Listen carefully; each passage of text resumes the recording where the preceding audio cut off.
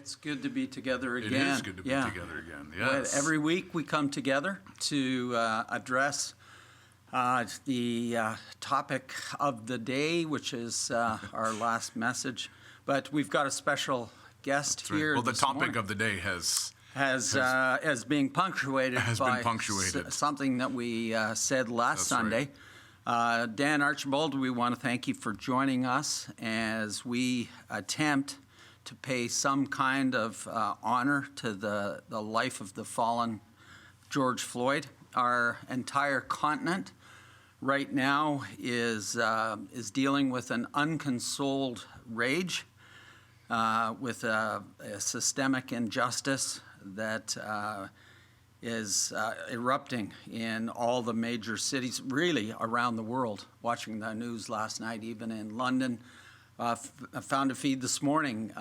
The Toronto police are getting ready for some riots on Yonge Street this Saturday. Even past former President Barack Obama said yesterday that he has not seen the likes of this kind of racism all his life. And so we're going to be try and unpack, and with your help, how we can possibly speak into, come alongside, give voice to this horrible tragedy. And Josh, do you have some thoughts that help us get started here? Yeah, well,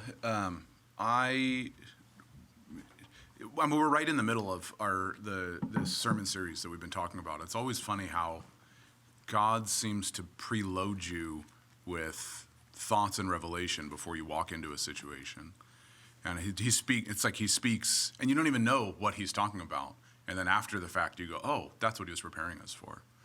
And so we're in the middle of a sermon series all about transformation, looking at the life of Jesus and transformation. And specifically, last week, you talked about being one family. But we've been talking all about really encountering the face of Christ and finding transformation in the heart.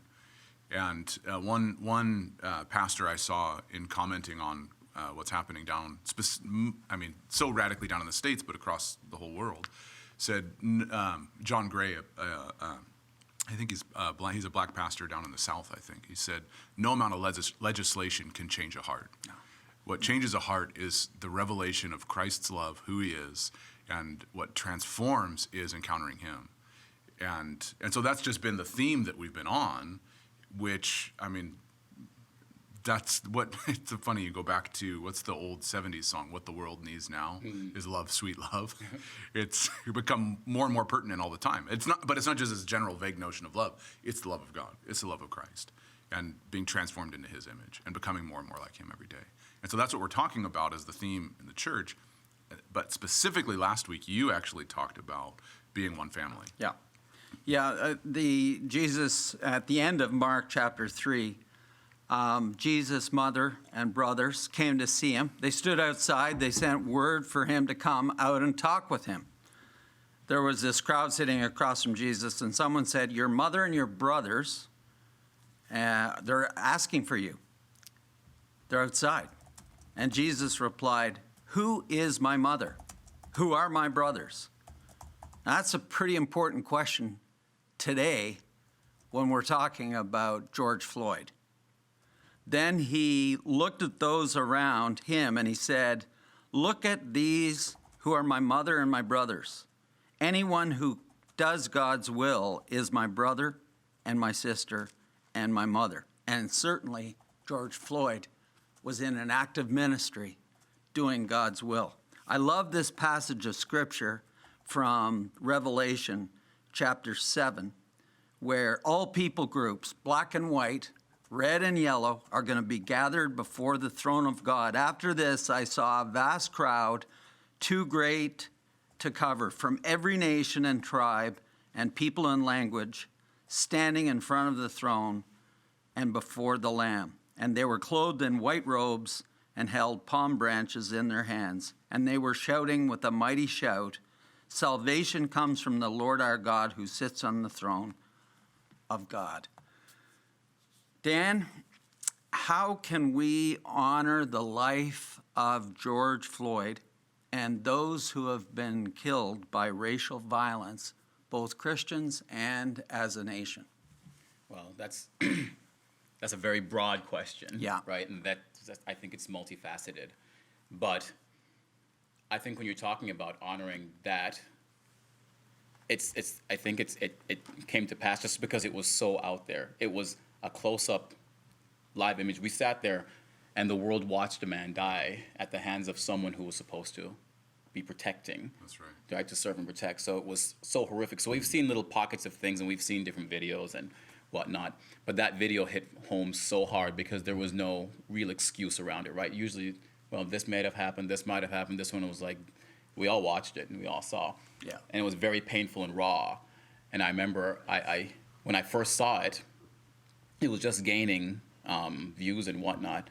And I remember showing my wife, and she wouldn't finish it. She's like, he dies in the end, and she's like, I can't watch that. And she pushed the phone away. She wouldn't watch it. Yeah. And she's like, that's horrific. I can't watch that. And I think one of the steps moving forward, right now, it's such a hot issue, and it's near boiling. It is boiling point. Yeah, it's boiling over. yeah. I shouldn't say it's near, but Yeah, it is. boiling. It's at boiling Long point past right now, boiling over, yeah. and it's boiling over. Yeah. I would like to start before I move on with this, is to say that I definitely have no problem speaking out on this subject, because if you go back through my social media, numerous times in the past, I've shown my support for police officers, Yeah. RCMP. I remember a couple of years numerous ago, times. you were standing on the Journal Pioneer, and you were standing, it was front page, you were standing right in front of the police station, defending our officers, yeah. officers. I remember seeing that. I remember that. It was, honestly, I was driving in my car, and I remember I popped out my car and I took a selfie with half my face and the police Yeah. station in the back, and just wrote a blurb of showing support for my brothers in blue. And I say brothers in blue, I'm not an officer, but I definitely have a lot of friends and a lot of people that I respect that wear the uniform. And it was very important for me to show some support, because at the time, based on an incident that had happened, it was open season on the badge, and I was like, that's not okay. So, and even previous before that, I've probably 4 or 5 different times I've posted different things and just like, look, and just bringing levity to the situation that, I mean, in ministry, there are bad apples. In Yeah. childcare, there are bad apples. For sure. There, you go down the list, every single aspect. We don't sweep the whole group under, and it seems to be that that's one group that does happen to. Right. That it happens, and it's like, okay, all cops get them, da-da-da-da-da. And that's just not the case. So when I speak out on this issue, it's more, I know that I'm coming from a place of compassion and love, and not just, I'm angry, and I'm someone of color, so I'm angry, so I'm going to speak out on this. The horrific part of that is watching that, is knowing how painful it is for people that I know wearing the badge to see that. And like I said, I spoke to you the other day about Yeah. it. Just the camaraderie. Like anybody that's ever played sports, anybody that's ever been a part of a team, you know the danger it comes in, quote unquote, ratting out a brother or speaking out Right. against a teammate or whatever. Right. It's just not acceptable. And if something doesn't happen, even if you're at work and you talk to someone Yeah. about the employee and that employee doesn't get fired, Yeah. now you have to sit in there with it. Yeah. And Right. then maybe the rest of the employees are like, so are you waiting for me Side too? eyes at you all the Yeah, time, and right? so Yeah. I'm not making light of what that man is pure evil, and he deserves to have the full extent of the law charged on him, as well as the other officers. However, when I put my post of, I understand, it was just, I understand how tough it is. I don't expect you guys to come out with pitchforks and, attack your own. So I just wanted to put that there Yeah. first Yeah. before I move forward with this. Yeah, that's good. As far as I'm honoring his legacy, I think I think it's happening right now. Yeah.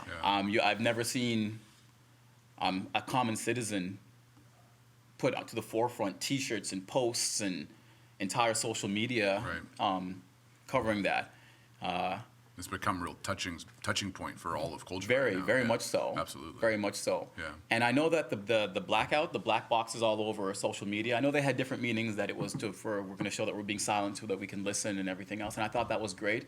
But just for that one split second of moment, it was like camaraderie when I flicked my Instagram, and it was just black boxes, black Yeah. boxes, black boxes, that it was comforting to know, like, you got my back. Right. You know, Right. so I didn't really actually care about everything else that was behind it. It was just that confidence, like that many people literally I felt it, just even me personally, have my back. Right. And so that, I know a lot of people spoke out against it, that it was this and this and you're creating division. I just saw it, and maybe I'm completely off base with it, but No. me personally saw it as just support. And it was just, wow, okay, people know, they recognize, and now they're showing support. Are you experiencing that same support in Summerside right now? People been reaching out to you? 100%. I've gotten some beautiful, absolutely astoundingly beautiful messages sent to me. And it's amazing to see some of these messages I read through. And if you're watching this, and I haven't answered you yet, I'm sorry. I got actually quite a few. Yes. And it was just beautiful that people were reaching out. And I think the thing that I liked most about the messages that I got, it wasn't, I'm so sorry, Dan. It was just, man, that stuff is horrible. And we got your back. We love you Yeah. and your family and your children of mixed heritage, like we. Yeah. And it was actually really touching. Like some of them was like actually choking me up to read some of these. Yeah, Right. for sure. And just to be like, so I'm processing it. So I will answer the messages, but I'm just processing it right now. But it was massive support. Yeah, Massive that's- support. Right. Yeah. That's You know, beautiful. This hasn't, it's of course not the first time. There's dozens and dozens and dozens of fallen black women and men at the hands of injustice due to racism. And back in the 60s in Baltimore, there was riots breaking out in the city where a young pastor by the name of Eugene Peterson was a new church planter. And he had to address the riots, the racism. And so the Bible that he actually wrote, called The Message, was started with a small book of Galatians that he translated from the Hebrew and the Greek to address this whole issue of racism. And that was back in the 60s. And so the book, The Message that we now have, came out of those race riots in Baltimore in the 60s. The question that I want to ask, and it's partly out of what you've just shared and partly out of what Pastor Eugene Peterson, who just passed away, was trying to address, is trust. How is trust going to be reestablished among so many broken promises? So many people who have fallen, so many people who the legislators have said we're going to do something, and nothing's changed. How is trust going to be reestablished between the black community, between any racial minority, Right. and the powers that be in various countries? Particularly, I think of us while you're thinking about your answer, 70% of everybody in Summerside, when they were asked the question, would you like to see Syrian refugees come to Canada, come to Summerside, 70% of Summerside residents said no. Now, there's complexities around Right. their answer Right. that I don't want to get into. But there was 2 churches in this community that said, we will adopt a refugee. How do we, all I'm trying to say is racism and prejudice exist in our backyard. Right. Yeah. So how do we establish trust even among islanders and refugees? Right. How do we build that bridge? Okay, I'm going to interrupt once before you have another second to think about that. Just to say, welcome everybody that's joining on Facebook Live. We're sitting here with it's Pastor Andrew and myself, Josh. We're with Dan Archibald. Archibald. Did you say bald because you shaved your head? Yes. Is that? Yes. I figured that my parents went with the most ethnic name parts possible. I believe it's English, Archibald. You are by trade a personal trainer here Yes. here in Summerside, but as a man, you're a godly man and looked at as a community leader. People look to you and respect you. And so what we wanted to do today was bring Dan in the midst of a a very divisive place is just have a conversation. Have a conversation about racism, about Christianity, about what's going on across the world right now. And so that if you're joining now, that's what we're doing right now. And so, Dan, I'll turn it back over to you. Okay. So the question that was laid is, how do we establish trust? Yeah, how do we build a bridge? How do we build that bridge? Yeah. And like, I'll put it to you this way: I'm glad you called it a bridge, because if you look at the Confederation Bridge, that wasn't like, okay, we need a bridge, build it, next day, done. That was a very long, tedious project. I'm not sure how many years it was. 4 years. 4 years. Two to plan, two to build. Yeah. And 49.5% against, 50.5 in favor. A plebiscite.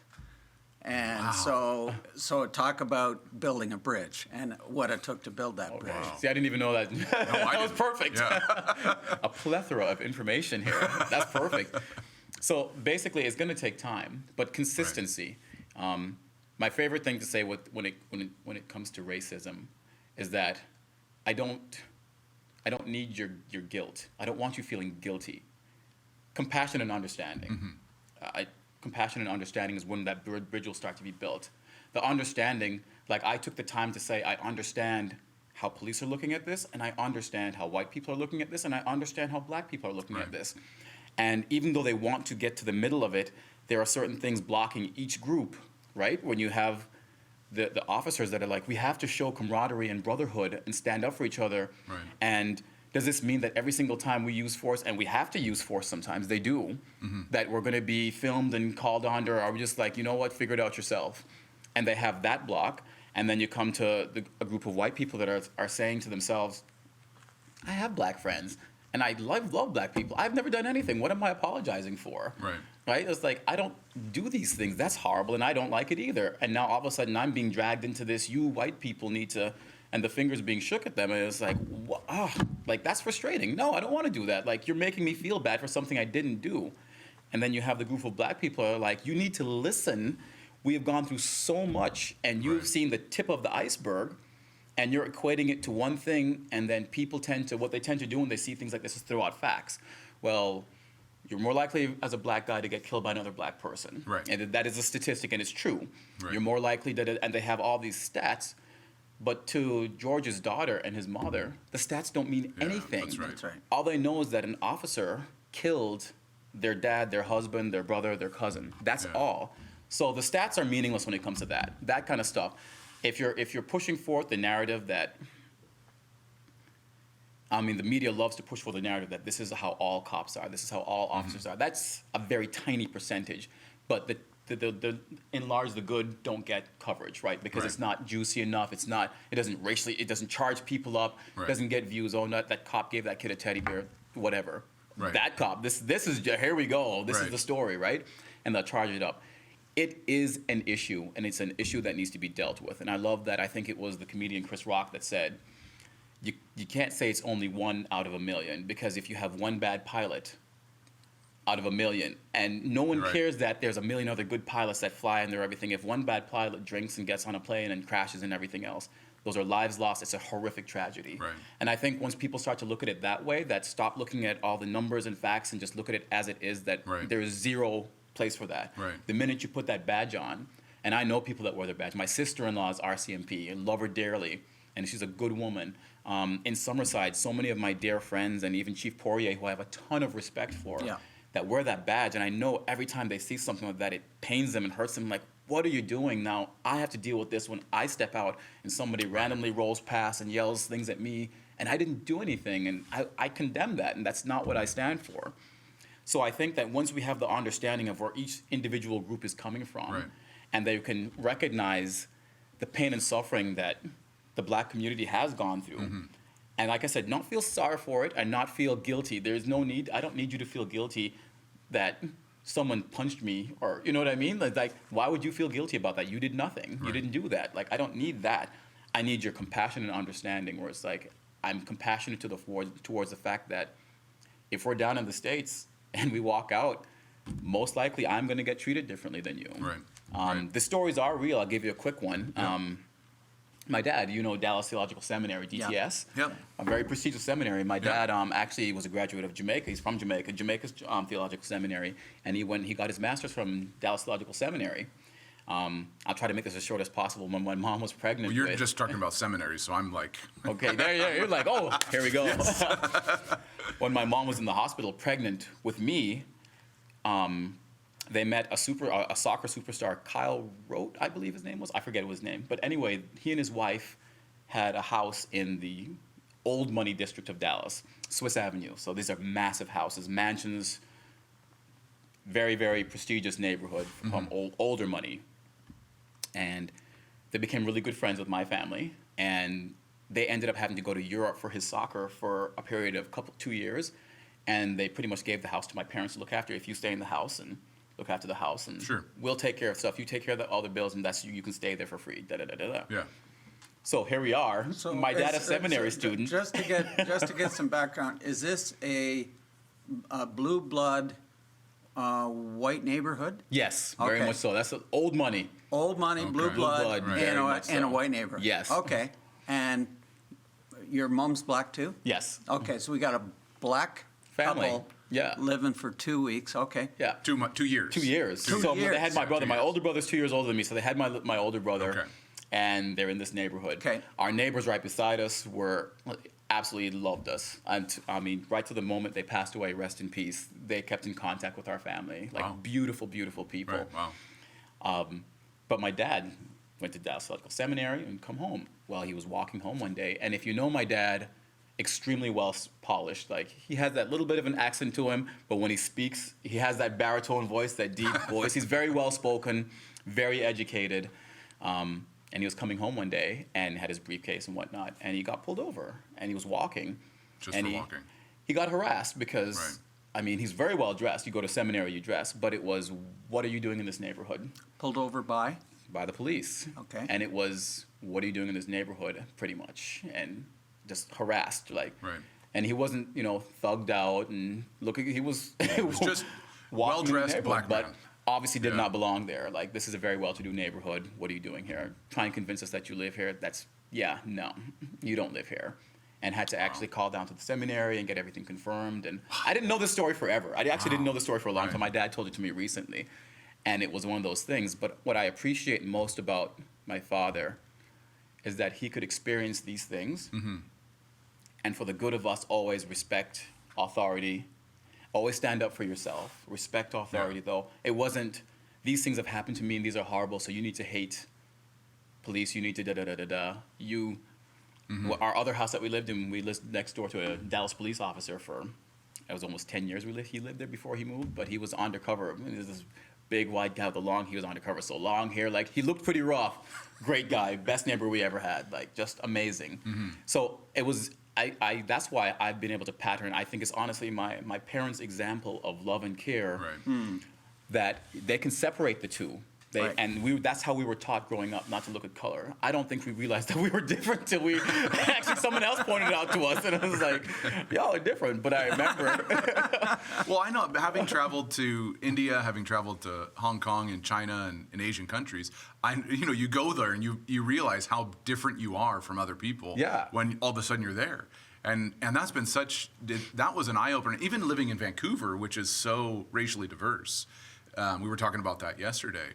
I mean, you realize everybody's not like me, but we can celebrate differences in culture and all that kind of stuff. Right.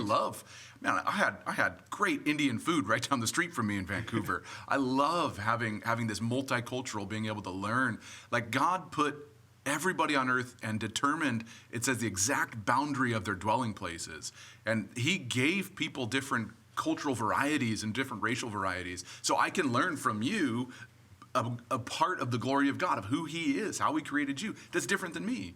And every single culture is like that. I can glean something from, and one of the, just making me think, one of the great, I can't remember the name of the book, but there's a missionary. He was tracking various different ways that the gospel had been shared in different cultures. And the most effective way the gospel was shared in different cultures was to find where God had already preloaded eternity in their hearts. Find where God had already preloaded in the culture his presence. and to find those places and say, this that you say right here, this is actually who Jesus is. This is who God is. And so they found culture after culture after culture. All indigenous tribes, everything had a preloaded belief in redemption and God that the best missionaries would look at it and go, that in your culture right there, that's where God already came to you. That's where God already began speaking to you. And so the fact that when we could talk about we're one family, that doesn't mean that we lose our distinctions. No. Lose our cultural distinctions. No. Because I want to learn who you are. I want to experience the food of my Indian friends, my Singapore friends, my black friends, the different. I love food, so I keep on. Yeah. It's all right. That's a good topic. I love food too. And we're supposed to have differences. Yes. It's not. I mean, sometimes in Christianity, the idea that everybody's supposed to be the same, everybody's supposed to be different, but carrying the ethos of Christ and the love of Christ.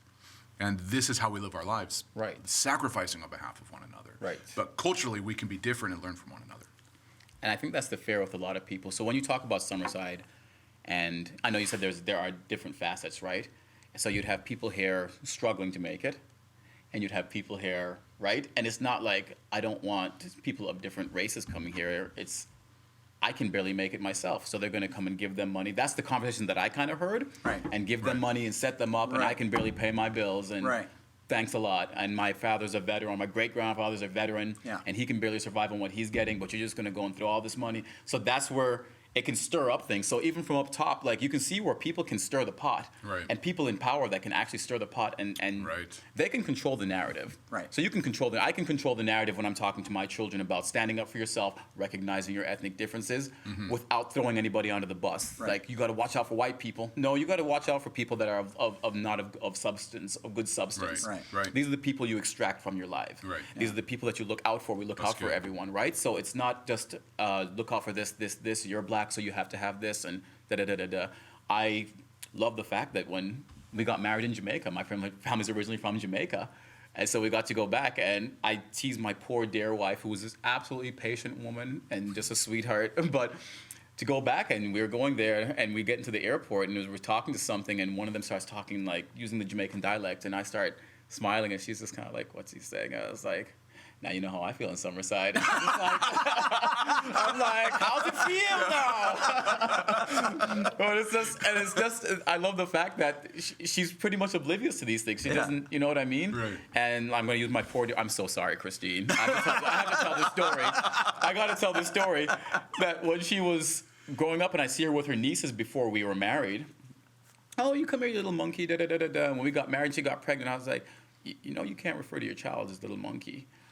And she had no idea why. Right. It was just Right. like, it wasn't here. So I think a lot of people, you have to realize, and I was saying this to you before, Yeah. like, you have to realize where it's coming from. You can't just equate, that's racism, you're a racist because you said that. Some Yeah. people just honestly don't know. Right. Right.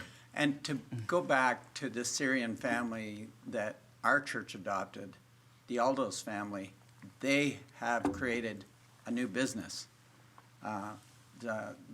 She has created a baking business and is contributing in amazing ways to our, and her husband is driving truck. And so, like, they're contributing. And Right. so we adopted the first Asian to be adopted on PEI was our daughter. And one of our concerns was, was she going to go through some prejudice and racism? And all through her life in Summerside, she didn't experience one bit. I asked her once, but she did when she went to university at UPEI. But it wasn't from the white community. It was from the Chinese community. She's from China. And when they went up to her and spoke in Mandarin, and of course she doesn't speak Mandarin, she got snubbed. And so they wouldn't sit with her at school. And so the reason I'm telling this story is because as I've been watching the news, there seems to be a divide in the States right now in the black community, in the same way that Jenny experienced a divide in the Chinese community when she went to UPI, and that I saw about a row of big, strong dudes like yourself, locked arms, standing in front of a local business, trying to protect it from being looted. On the other side was a number of black dudes just as strong, trying to get in the store to loot it, to tear it apart. And these guys protecting it were saying, this is not the way to go. Right. And these guys were saying, it's our chance. Yeah. You know, this is our time. Yeah. We're going to get even. Yeah. We're going to get our stuff back. Yeah. So how do you respond to, how do you get, what would it take to get one common voice? It's the people that are sitting in your ear. So if you have someone like how my parents raised me sitting in my ear, and it's like, you should never put up with racism. There is racism out there. Stand up for yourself. Be proud of your heritage. Be proud of your skin color. But this is how we grew up. All of our friends were, we had East Indians across the street that were close with us. We had white friends that would come over. Like, that's why we didn't really even notice that we were black, because we had so many people coming into our house, and it was just all our friends. We weren't told that we had to go to one sect, or probably why I even ended up marrying my wife. It was like, I wasn't like, I have to marry a proud black woman to be a legit black man. It was just, you know what? I'm sorry, the slim pickings out there to begin with, and I found a good one, so I don't care if you're purple. I'm taking you. Oh, you redeemed yourself. Yeah, right. You redeemed yourself. And my wife is not purple, by the way.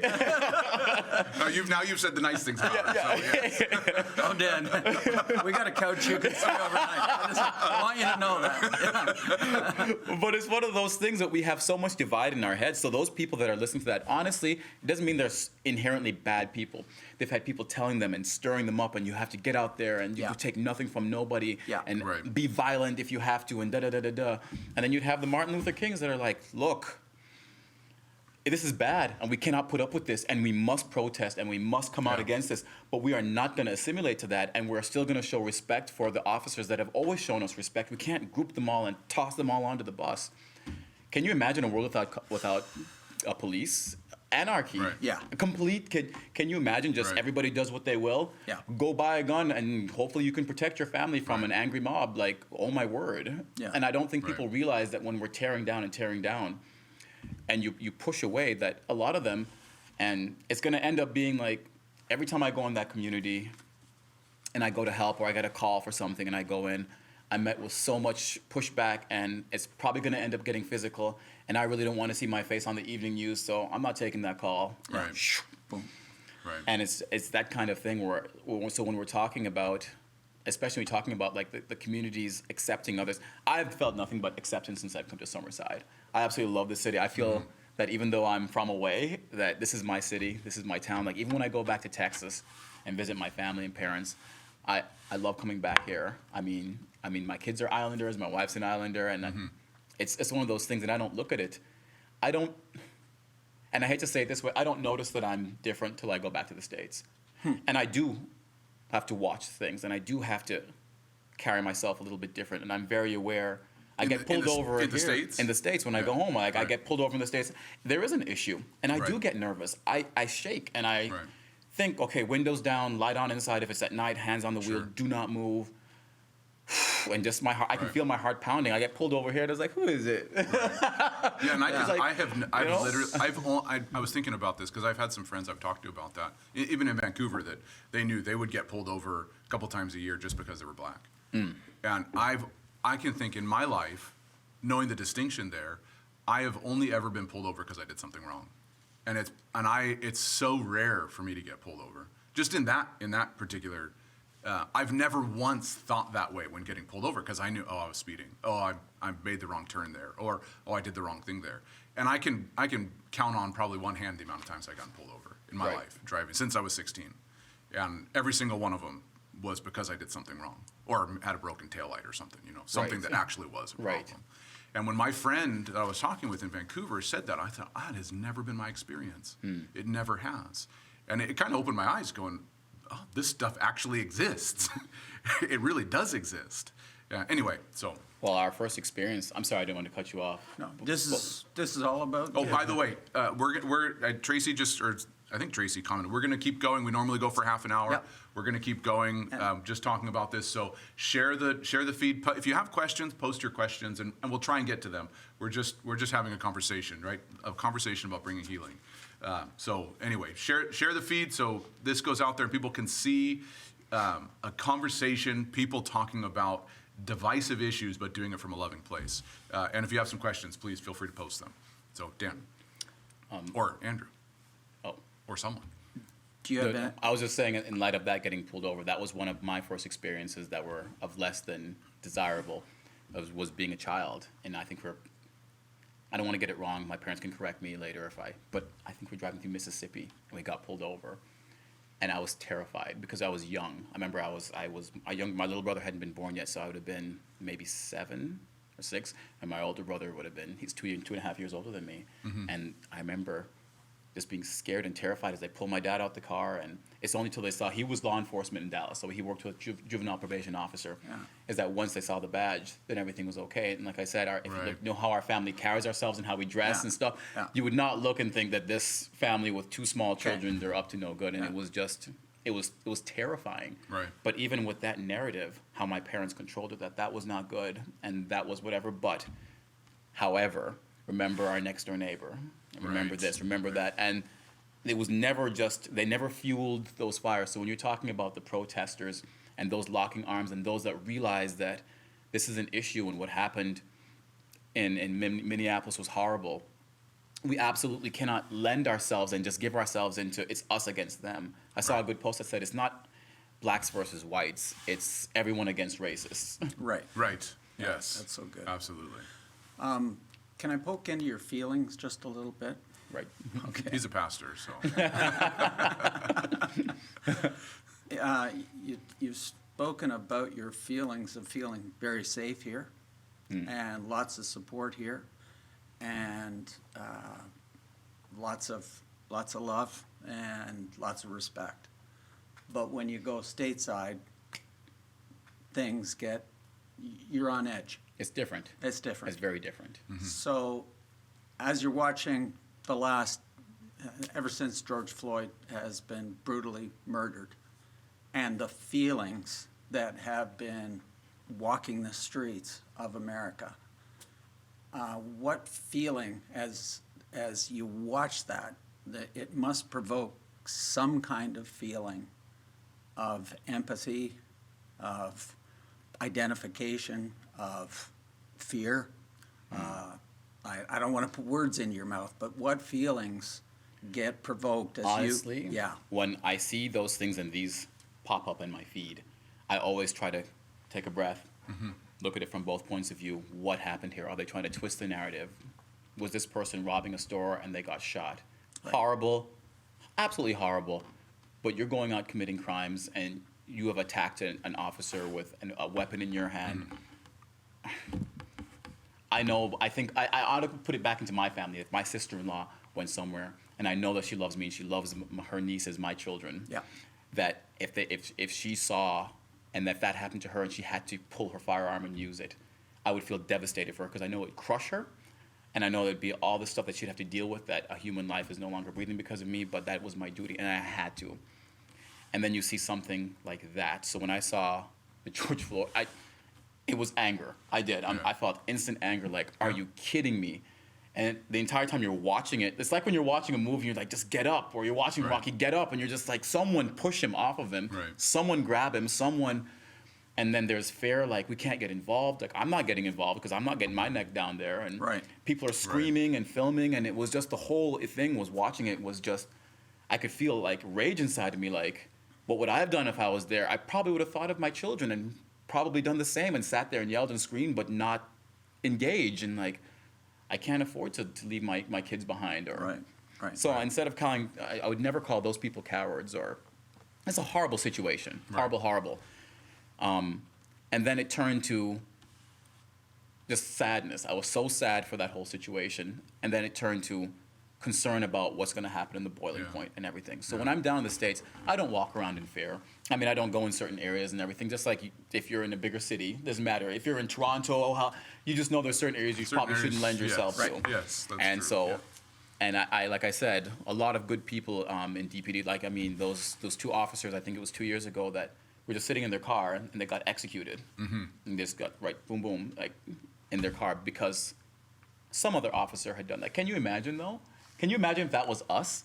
Can you imagine what it would be like if a woman was sexually assaulted and it was a white male with a beard, and the first time she saw you, you got shot, and that was the excuse? Do you think Because people would you're- accept yeah. that? Right. That It's not a justification. it's not a no, justification. So there's no justification for that. So it's a whole stirring and melting pot of emotions when it comes to that stuff. But it did. My empathy was with the community that I have seen it and I have experienced it and I have been followed in stores. Like, I've never had that on Summerside. I go back home and I know, I was just like, man, I'm the last person you should be looking at in here. Like, but I mean, it's happened, and so I've dealt with that stuff growing up. My older brother, the first time he heard racial slurs when he came home and told my mom, I never heard that, I was too young to remember, that, oh, they're playing soccer with me, and they called me a name, and it was a little African BITCH, and that's what they're calling him, and followed with something else. And my mom was absolutely horrified, Yeah, of right? course. And like, that's my baby. Right. Right, and he had no idea. He just thought it was a term of endearment. Right. Not so much. Right. But so these things have happened all through my life. But what I want people to understand is that you can experience these things and not let them completely change your ideals. Right. Right. We've all faced trauma. Every single one of us have Yeah. had less than desirable things happen to us, and you can't let it poison your water so much. You've got to learn to scoop that out and keep your water pure. Yeah. Because if you don't have your water pure and you let it poison your water, then you're feeding other people. And that's what you see in the riots in the streets, is people with poisonous water feeding other people. Wow, And it's right. spilling out, and this is how it's spreading like that. Just like how COVID spreads, right? And then it just spreads, and then it's like, What's COVID? What's COVID now? I don't. Dan, how do you keep your water pure? Honestly, Christ. Through prayer, through keeping myself grounded, through making sure when I'm talking with my wife with these things, this is how, because I see things that I want to get involved. Like, I've seen so many posts that I want to comment on, and I've refrained from, because I'm like, if I get involved in that, when you see this, and by the way, when you see these inflammatory posts, engaging in an inflammatory post, you can tell if the person is really trying to find something out, or if they just want to fight. I'm going to put this out here, let's go. Right. And at that point, you're not going to change anybody, right? It is just going to be fights, and then you're going to be so filled with rage by the time you come off that post that you're just going to want to blast everybody and everything, and that's how you can see how it spreads. Yeah. So it's literally, I know it sounds so simple, but it's like you tell a kid, like, careful you hang out with.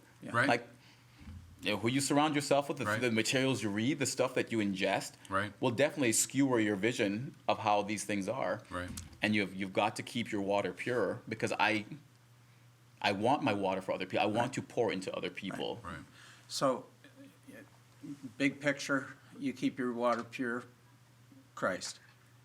You gave one example, don't get involved in Facebook posts where the poison is going to start. Just don't engage. Anything else specific to keep your heart Surrounding pure? yourself with brothers and sisters that will support that. Because when I have something that I need to talk to, and I have different friends or people I look up to or mentors that I will defer to and have those conversations with. And Right. it definitely, that's, like I said, it's what you pour into it. I am nowhere near as good as my wife, but my wife is always reading books, and always, every time I look around, I almost feel guilty because she's always reading. She doesn't watch TV. So I'm just giving, I'm telling you the honest truth. Her friends would know this. Like, she doesn't watch TV. She doesn't lend herself. So she doesn't, to get her to watch Netflix with me is like, got to twist her arm. She wants to read, spend time with her family, and she wants to read, and she wants to build her business. And that's the things that she lends herself to. Mm-hmm. And it's very refreshing, like I say, in the fitness industry, when you are trying to clean up your diet, it's very hard when you're like, I'm going to do this. And then your partner goes out and fills the cupboards with cookies and ice creams and stuff. And Yeah. it's just like, Right. now you have to have that extra willpower. Right. I love that our spiritual cupboards and our emotional cupboards are filled with good things. It's not perfect. I'm not going to say it's absolutely perfect. But the majority of our diet in our house is filled with trying to look for the word, not literally, but emotionally filled with these things. Yes, Figuratively, yes, figuratively, our emotional cupboards are figuratively filled with Healthy good things things. and healthy Yeah. things, Yeah. and like the fact that she didn't even want to see that. Like she doesn't want to see any of those violent videos. She doesn't want to see any of that. Right. She wants to be aware, but that's enough for her. Right. And it definitely helps me. That's my partner. That's my support. That's Right. how we go through. So even though she's looking at me, and I can tell she wants to understand that she grew up in Kinkora, Yeah. and didn't see or deal with anything like that, and to look at me and know that I said to her, I remember I looked at her, I said, you do realize that we could be, like, because we always go to the States, that I could be accosted, like, what if my credit card doesn't work or something happens and they call the police on me? And in my mind, I was like, I'm terrified that if they get there and you're standing there, there's nothing you can do, and they see me as a threat, and they scream at me to get on the ground, and I'm thinking my knees aren't bad. I had surgery on both my knees. I can't just drop to my knees. And I've literally thought these things out, like, Right. what would I do? Like, and how am I going to get prostate on the ground, and how am I have thought these things through. Right. Like, and Right. because it's my reality, and she Right. knows that Yeah. my reality is different. So when I say compassion and understanding, do not feel guilt. Just understand that if both of us walk into a corner store in Dallas, like, I'm going to be looked at a little bit differently than Sure. you, Of right? course, yeah. Or if something happens and goes down, like if you're driving, like my wife has a Benz, if you're driving a Benz through a nice neighborhood down there, you're not going to have the same issues if I have her Benz driving it around. It's not going to be, you know what I mean? Right. It's going to be looked at differently. I hate to keep circling this, but how do we bring effective change? And a lot of us are asking, what's the most effective way for white people to protest with our black brothers and sisters? Compassion and understanding. So the best way to do it, I honestly think, like the messages I got weren't, I'm so sorry for you, this is horrible, da da da.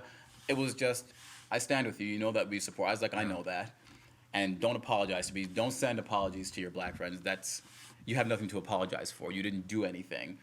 Just show them, like, I got you. Like I said, when I flicked through and saw the black boxes, and I saw that, I just felt like, okay, Yeah. like it was just Yeah. different. And I didn't expect that feeling. I actually didn't look for it. It was so surprising to me as I saw it. I was just like, wow. And people hashtagging and stuff. I was just like, I actually feel an overwhelming sense of support, like Right. even from celebrities on down to like my friends to whatever.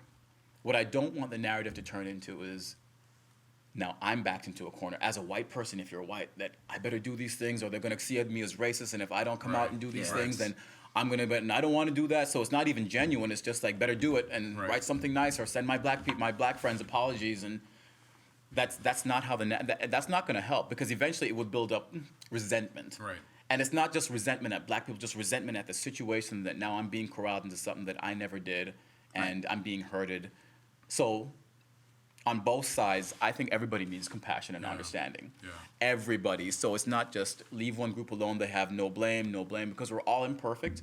We all need Christ's Right. love. Right. And one of the hardest forms of a love to perform is agape love, Right. That Sure is. unconditional love, that unconditional, I love you just because I love you. Right. And I don't need strings attached, and I don't need anything back from Right. you. And I know I have friends like that, so I don't need those friends to message me Yeah. and whatever, as beautiful as the messages are. Right. But if you are, just those little things that you've done. But I think one of the main things is when you see it, it's like I said to you, when you're talking to your children about bullying, one of the most terrifying things for a child to do is to walk into a situation where they see another child being horrifically bullied, Yes. and to say something, because we're made to self-protect and to Right. protect ourselves. And you're going to look over and see, like, that's horrible, and I feel really bad for that kid, but I'm not putting myself in the middle Right. of that. I'm And afraid, yeah. I'm terrified. Yeah. That's going to be me, and they'll turn their venom and poison on me, and that can happen. Like, so if you're a white person and you hear it, even if a black person's not around, you're like, why am I going to stand up and say something right now, even though there's no black people around? And like, yeah, those guys are less than desirable, or for lack of a better term, idiots. I know what I feel about them. I'm just going to roll out and I hold think my that is own. the proper term. Yeah. That is the proper term. Yes. Right? So, and then the self-preservation comes in. It's like, Right. and I think that the best way to support would be to say something like, that's not cool. Say something. Yeah, to say something. Speak up. Right, speak Yeah. up. You're going to speak up. teach your kids to speak up. Yeah. Yeah. Yeah. So don't. Yeah. So if I can repeat, then and sum up, don't feel guilty. Guilt, my little addition, guilt leads to shame. Shame leads to self-hatred. That's not helpful. No. Feel compassionate, listen to the stories, and empathize with the stories, and stand up for things when they happen that are wrong. Right. Even just the little things, Yeah. when you can. And it sounds so simple because this is Yeah. what we tell our kids. But the cycle of guilt, is guilt to shame to self-hatred. And if we keep in that cycle, then I never empathize with you. And I never actually hear the story, and I never hear the suffering. And I can hear you tell a story, but then it just becomes all about me. And it becomes all about my feeling and all. So the whole idea of if this might be controversial, but this is fun. If the issue is that I need to feel guilty, then by feeling guilty, I think I've done something. And I haven't done anything by feeling guilty. I've got this vague sense of feeling guilty, and so I haven't done anything. All I've done is made it about me. And I'm not made it about the actual situation and the problem. And I can sit and watch the injustice happen. I can sit and watch the person use racist terms and all of that, even if a black person's not there. And I can just feel guilty enough. And if I feel guilty enough, I've done something. And that's just like, that's nothing. But if I actually see it and I empathize and I have a friend and I've heard the stories and I have compassion, I go, I know someone that directly impacts. And it's not about me, it's about my brothers and sisters that have been hurt, that have been marginalized, that have been ostracized, that have these hurtful, hateful situations. It's not about my guilt, it's about empathizing with them and standing up for when the injustice happens. If I'm in the store with you and I see that happening, saying, hey, what are you doing? This is my friend. Yeah. Right? It's a simple thing.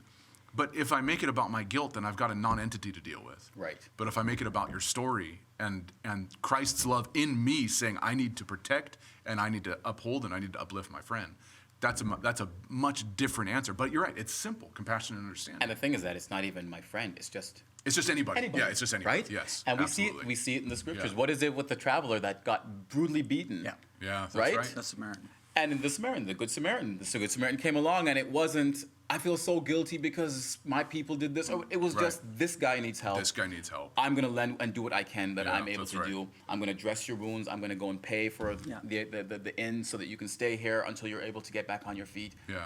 And I think that was the message there. It's like, you don't need to feel guilty or this is just feeling a dread that I'm a horrible person. It's just Right. that feeling of do what you can with what you got. Yeah. And this is what we model for our children. This is why we go to Guatemala. It's not like, I didn't look at my wife and say that we need to support black people. And it has to be a black country. And our hearts were pulled in that direction. And as Right. God leads, we so follow. Right. And we felt a pull to go to Guatemala. And that's where our hearts are there. And when you feel that tug, pay attention to it. That's what I'm saying. So Yeah. when you feel that's that good. tug, it doesn't have to be guilt. Sometimes we mistake it for guilt. Right. Sometimes it's that little tug of like, something, I'm not putting up with this anymore, or I'm going to Right. do this, or I'm going to help that person out. Right. Have we got any questions? On Just people that have been commenting. There's no actual questions. People have been commenting. Ben Foreman is really thankful for Dan being here and what he said. Ruth Bolter's commented. She loves your analogy. Don't let your water be poisoned. Right. And she loved that. Just people commenting. Joy Darash saying just so good. Chantel just emojiing a heart, which conveys all kinds of things. I love Kim England. She posted, and she said, "Thank you for this. It helps with my discussion with my sons. It's been a difficult time of really not knowing what to say to them." They adopted 4 boys down in the States who are all black. And this Yeah. has got to be helpful for them. Yeah. So just people really appreciating the conversation. No actual questions, but people appreciating the conversation. Yeah. Yeah. Okay. This has been really helpful for me, Yeah. Dan. I have a black son in Mozambique. I've been supporting since he's 8, and I was talking to him through Messenger yesterday. All of our hearts are just trying to figure out, we want to do something. And I think just having a conversation with you and Josh and having you as our guest today is a little bit of salve for our hearts. and certainly given us lots to ponder. I Yeah. have a friend who posted, and maybe we'll close with this. He posed this question this week: how can we find a peace that looks like justice, not a peace that looks like more oppression? How can we find a peace that looks like justice, not a peace that looks like more oppression? So maybe just a closing thought to send us off with. How do we find a peace that looks like justice, not a peace that looks like more oppression? I know it sounds so cliche, but I if you've read through any of my posts, and any of my friends that have read through my posts know that I'm always saying love and compassion, love and compassion. And it gets to the point where it's almost like, oh, he's probably going to end with love and compassion or bless me. But the only way we can get through this,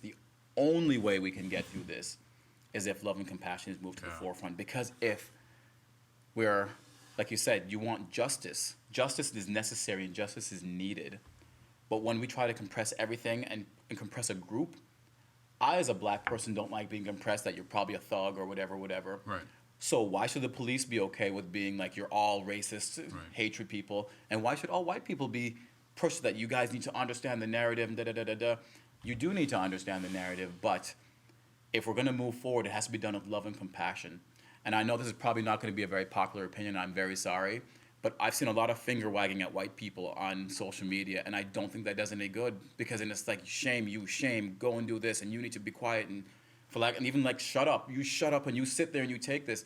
And I guarantee you, if that happened to any of us one-on-one in real life, if someone came and said that to you, it's not going to be received well. If you taught like that in the schools, if your kid came home and told you the teacher came over and shoved their finger in his face and that you sit there and you listen because you're going to learn right now. I'd have a problem with that teacher. You would have a problem with that teacher. That kid would not learn. That kid would have resentment. So and I'm talking to my family, to my people that are of a different race, that are black, my black people, love and compassion as well. Because we want to move forward this. Because if we do this and it's all filled with anger and hate and so much anger, and I was angry too, and I am angry when I see that. That stuff is horrible. But you have to learn to compartmentalize that and to soften that and to squish it with love. That's the only way. I know it sounds like squish it with love, but I mean, chase the darkness with light. Yeah, that's beautiful. That sounds like Christ. We often finish with a prayer. I didn't ask you ahead of time, but would you mind just closing our time together with a prayer? So, dear Heavenly Father, thank you so much for Pastor Andrew and Pastor Josh, that they reached out to me and asked me to do this. I thank you that you are present during this conversation, and that I pray that you would just touch hearts through this and touch and release some of the hate and anger that might be bound up in some people's hearts. That this is beyond political, or this is beyond anything. This is just people needing to survive and people loving people. And I just pray that you would have your way with that, and that, as you have before, just touch lives. I pray that you would touch especially the people in the States and just ease that tension down there, and that you would help them to understand that this is not how this is not gonna solve anything. This is not gonna turn this over, and that they would learn that we have drifted so far from you and your word that this is the only way to come back to this is to look back to you and to let you turn this over to you in your hands. And the only way that I've learned, Lord, to live my life. And I just pray your blessings on all of our families, and as we go through our days, that we'll have peace and grace and understanding and compassion towards each other, no matter what race, white towards white, white towards black, black towards white. I just pray that compassion is present in our daily interactions. And I would just ask these things in your name. Yeah. Amen. Amen. Oh, Dan. Wow. So good to have you with us. And Josh, thanks for your contribution, your input. And Dan, we just want to bless you. And you have a ministry in our city. Yeah. And we want to honor and bless your leadership. Yeah. And the way you communicate your opinions with such grace and such dignity, and it's been a real honor to have you with us today. Absolutely. So thank you. God bless you. Yeah. Thank you, everybody, for joining. Thanks for all your comments, and Yeah, until next time.